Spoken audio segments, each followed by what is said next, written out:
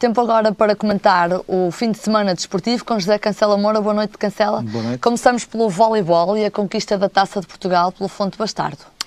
Na verdade, este foi um resultado que não mereceu nenhuma surpresa. No fundo, foi a confirmação do favoritismo do Fonte Bastardo. Julgo que houve aqui, de facto, até algum equilíbrio do ponto de vista dos números. Os sets foram mais ou menos equilibrados. O Guimarães, só no terceiro set, é que penso que teve ali um resultado próximo de tentar inverter este 3-0 que aconteceu. Ainda chegou aos 23-21, mas de facto foi muito difícil ao Guimarães conseguir travar o Fonte Bastardo. Este também é um resultado histórico, porque é a primeira vez que o Fonte Bastardo acaba por ganhar a Taça de Portugal. Foi uma vez campeão, portanto também à custa do Benfica, portanto desta feita, ou pelo menos vai inscrever pela primeira vez o seu nome nos vencedores. Eu relembro que o Benfica tem 14 vitórias na Taça e o Espinho tem 11, o Sporting de Espinho, portanto julgo que isto vem na sequência, isto é a minha opinião pessoal. As equipas, em termos de autonomia, quer a Madeira, quer os Açores, acabam por ter, por exemplo, no futsal, o Operário, o Fonte Bastardo no voleibol, o Madeira SAD, são equipas que têm uma presença agora com muito maior competitividade nos campeonatos nacionais, porque eu julgo que os governos regionais têm feito uma aposta muito grande, inclusivamente na constituição de SADs ou ao nível das modalidades, no sentido de garantir esta maior competitividade. Eu julgo que isto é o resultado, no fundo, prático desse investimento. Nós estamos a falar de uma associação de jovens que, à partida, acaba por ombrear com as melhores equipas nacionais. Este encontro realizou-se no sábado em Coimbra e a equipa açoriana da Ilha Terceira, portanto orientada por Alexandre Afonso, acabou por sair beneficiada de um bloco muito forte. É verdade, aliás, se há algum aspecto técnico a realçar, é exatamente o bloco mais forte que efetivamente teve o Fonte Bastardo, e eu julgo que Guimarães tem vindo nas últimas épocas a perder um bocadinho de fulgor relativamente a uma equipa que efetivamente foi uma equipa que ombreou também entre os melhores. Eu julgo que neste momento só o Manuel Silva e o Adriano Passo que acabam por ser umas referências maiores em termos de equipa, e que são dois ex-membros da Seleção Nacional, dois ex-atletas da Seleção Nacional, que acabam naturalmente por segurar um bocadinho aquela equipa de Guimarães. Julgo que, como disse, acaba por ser uma partida em que, apesar dos parciais terem sido 25-20, 25-15 ou 25-21, acabou por ser uma vitória folgada da equipa que reunia maior favoritismo. Passando agora ao remo, este fim de semana Pedro Fraga e Nuno Mendes terminaram em terceiro lugar a primeira etapa da Taça do Mundo. Pois a Taça do Mundo vai-se disputar em 3 etapas. Esta foi a primeira, foi em Sydney, e agora será em Eton, na Inglaterra, e em Lucerna, na Suíça. Isto também na sequência. Eu quero lembrar que esta dupla foi convidada pela organização a participar, fruto de terem sido, e eles foram quintos classificados nos Jogos Olímpicos. Foi um excelente resultado e devem ser neste momento, e são os atletas mais internacionais e aqueles que nos representam em termos de remo, que é uma modalidade naturalmente muito técnica e onde nós, efetivamente, em termos de tradições, há muito não tínhamos atletas deste gabarito, e portanto este resultado acaba por ser um resultado muito interessante, que vem na sequência de uma época que eu acho que os dois atletas têm feito e que só têm prestigiado o país, e portanto eu julgo que esta participação promete, uma vez que eles terminaram em terceiro lugar. Aliás, no apuramento acabaram até por ser segundos da sua série, o que significa que têm vindo a fazer resultados bastante competitivos, e naturalmente julgo que esta primeira participação, nesta primeira etapa, poderá eventualmente augurar um resultado interessante no fim das 3 prestações. Nesta Taça do Mundo, eles estão também a preparar os europeus que se realizam em maio em Sevilha e os mundiais de agosto na Coreia do Sul. Eu julgo que estas participações, para além do prestígio que podem conferir naturalmente a esta dupla, Eu julgo que tem aqui, de facto, um fator muito importante como preparação para essas duas provas internacionais. Eu julgo que, como se tem vindo a manifestar da parte deles, serão atletas, para além de estarem integrados no projeto olímpico, quererão consolidar o seu percurso internacional.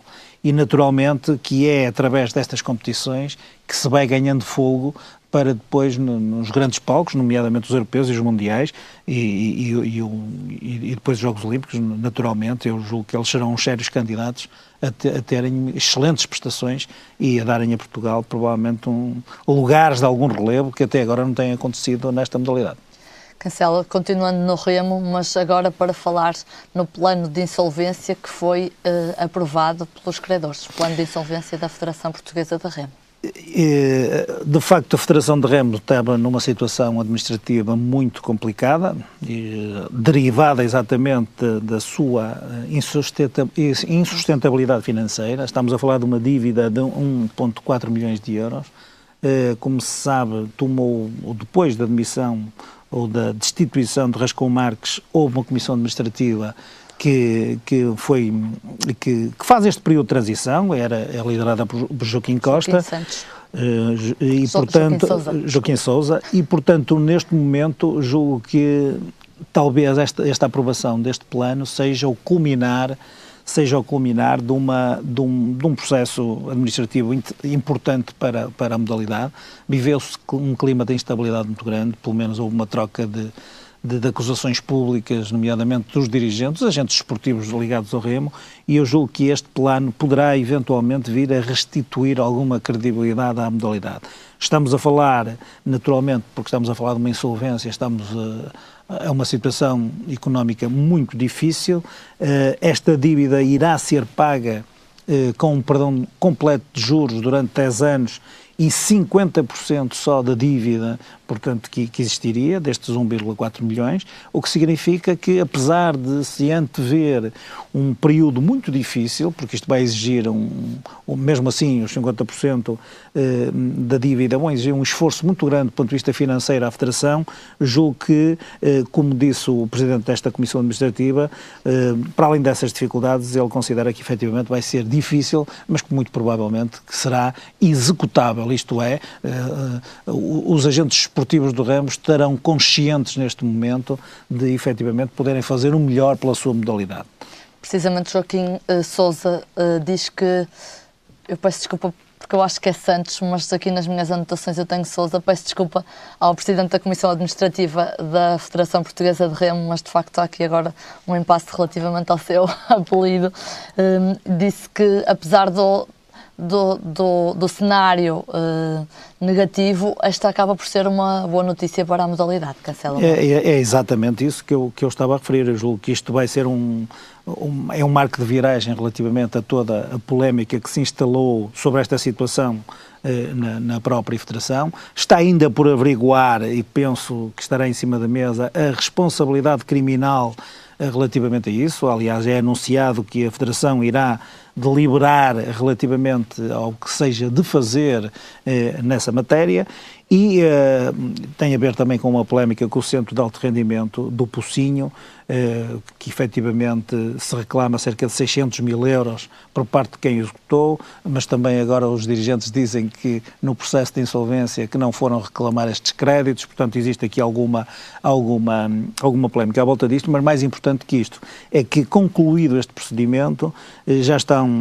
agendadas eleições para o dia 6 de abril e, em princípio, o candidato que se perfila, segundo também aquilo que tem vindo a público, é Luís Teixeira, que é um antigo remador e, portanto, será um empresário de sucesso e está muito bem cotado, será um elemento muito prestigiado para restituir esta credibilidade e a confiança que a modalidade precisaria neste momento. Para rematar este bloco este comentário do fim de semana desportivo, vamos a outro desporto aquático, a natação. Portugal conquistou 2 medalhas de prata e 1 de bronze este fim de semana no Open de Espanha.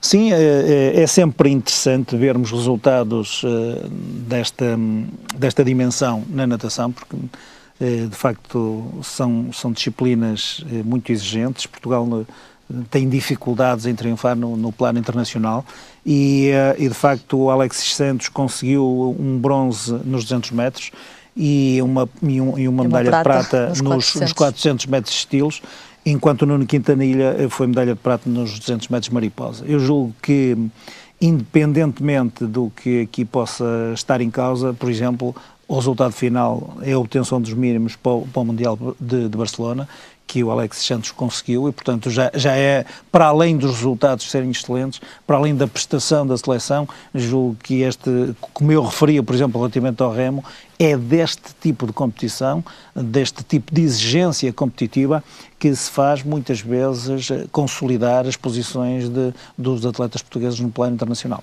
Cancelo, obrigado. Até à próxima segunda-feira e uma boa Páscoa. Muito obrigado. Muito boa noite.